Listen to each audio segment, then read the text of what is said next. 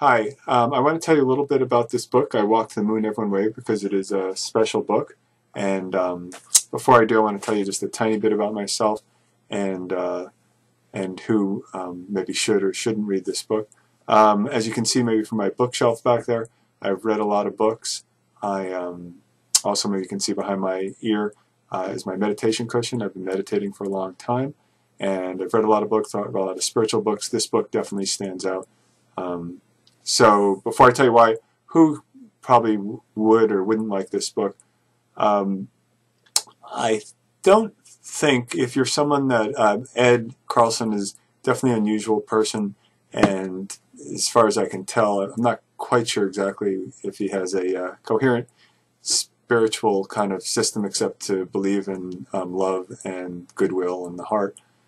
But there are times when he seems a little egotistical, for lack of a better word.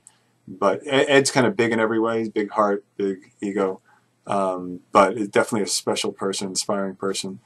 But I think if you're someone that's, into, say, scripture or literal kind of religious thinking, or, like by the Bible or the Quran or something like that, you're probably not going to like this book. You'll be frustrated. I'm a little embarrassed to say when I first read it 15 years ago,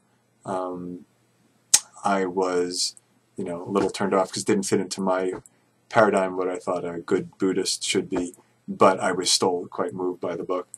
So I think if you're someone like that, I would not recommend this book. Someone who might be interested in this book is someone like myself that's open to different vantage points, is maybe is considered devoting their life fully to spiritual pursuits. I don't see myself totally doing that, but I do have fantasies sometimes of just doing nothing but focusing on meditating and, sort of giving up my job kind of thing. And that's exactly what Ed did. He gave up everything, just traveled on the road without money, spreading goodwill, an unusual story, and I found quite moving. I've read some similar books in the genre, but I haven't read anything that was just as moving as this. And I can't even explain it. In fact, it's a little weird. I feel a little funny even saying how good it was, because there was no moment I could kind of point to, but I just found spontaneously, as I was reading this and for days afterwards, and this happened to me twice, 15 years ago when I first read it, and then just recently when I reread it, that I had this kind of dropping of cares, this kind of worries, not cares, of worries, and just kind of, being okay with whatever is. And I think that was somehow spending some time with Ed just rubbed off. And so that, I've never really had that experience with any other book I've read, that often you'll read something and you'll say, oh, I should do this, I should do that.